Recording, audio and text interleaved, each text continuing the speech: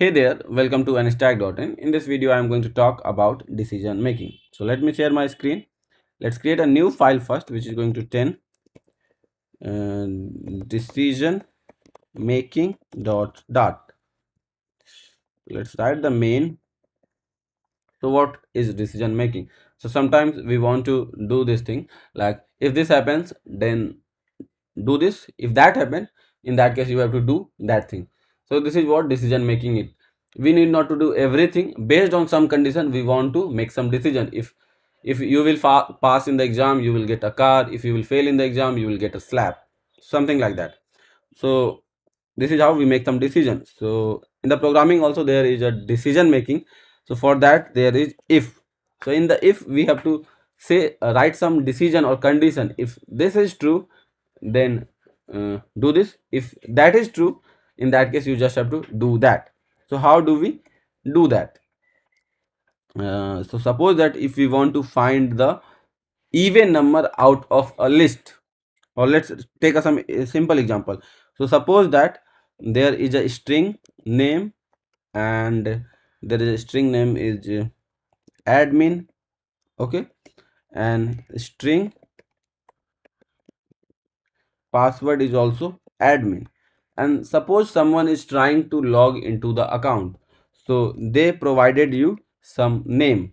So the user underscore name, so this is the name which is coming from the user input, and this is the name which is coming from the database, suppose.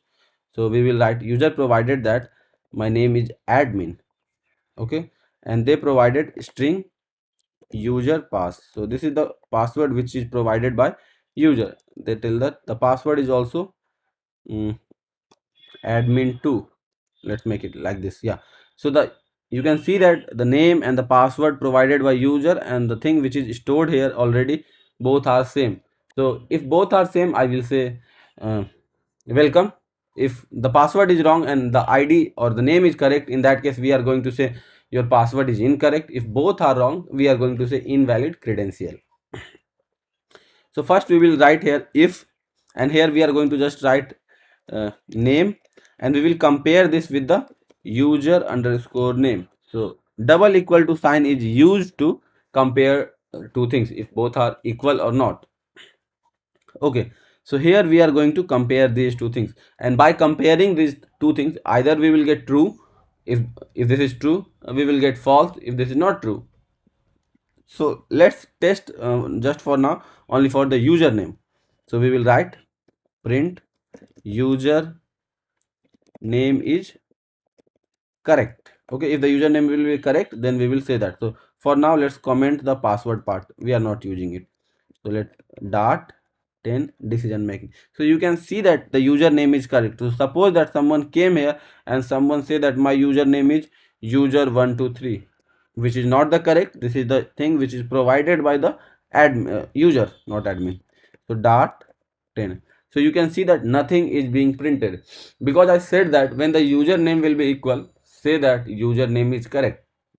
If that is not equal, we are not saying anything. So I want to mention that if the username is not correct, so I will have to write else. And what is this else?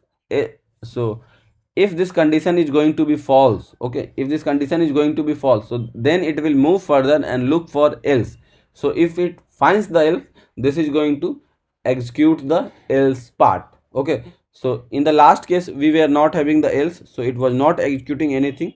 Now I am going to provide the else. So I will say invalid user name. So you can see that now if the username will be invalid, it is going to say invalid username. If I will make the username as correct, which is admin, and if I will run this, it will say username is correct. You can see that both the statement are not being printed at any time. Either the first statement is going to be printed or the second statement is going to be printed. Okay, so this is the first part. So suppose that if any username provided the username as admin, I will say you are a admin. If they provided the username as user, we will say you are a user. If they do not, they do provide any other thing, we are going to say you are not authorized. Okay, so suppose that if the username, so let's leave this for now. Let's comment it for now. We have not talked about the password, it's fine. So let's see some other example. So suppose that there is a role. Okay, so user say that my role is user. So we will check here, if the role is equal to user, we will print you are a user. So suppose if the user is admin, or and their role is admin, so for that we will come to the else and we will say that, come to the else. If the above statement is not false, it is going to come to the else. But also I want to say that when you are coming to else, check one more condition before executing this. You have to check role equal to admin. So now it is taking, if the checking if the user is admin or not by comparing the role. So I will say you are admin. If the user will be user, the role will be user, then it will print user. If the role is going to be admin, it is going to print the admin. So let's run this and let's see how it works. So suppose if I will run this, it will say you are a user. So let's make this as a admin. So now if I will run this, it will say you are admin. And suppose I make the role as the hacker, so it is going to say nothing. You can see it is not going to say anything. So for this I want to say that if this condition match, print this. If this condition match, print this. If both of these condition does not match, it will come to the else part. In the else part, what happens if any of the above condition do not match? In that case, it is going to come to the else part. So it will say print, and in the print going to say you are not allowed. Okay, so now if the role is hacker, if I will run this, it will say you are not allowed. You If I will make it as anonymous, so it is going to say you are not allowed.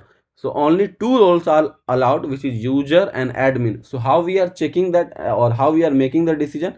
We are just comparing the role, this role from this value. If both are equal, this is going to be executed. If this is not equal, it will come to the else part. When it comes to the else part, it sees that there is again a condition, so it needed to check that. So it checked that if it is equal to admin. If it is, then it is going to print this. If not, it will move further and it will come here, and it will say there is a else without if case, which means there is no condition. If anything above this does not match, just print this. Okay, so I hope you got this point. In the next video I am going to make a combination of loop and decision making, and make something different which will make your concept more clear. So thank you. If you face any problem, if you have any question, you can write in the comment. Thanks.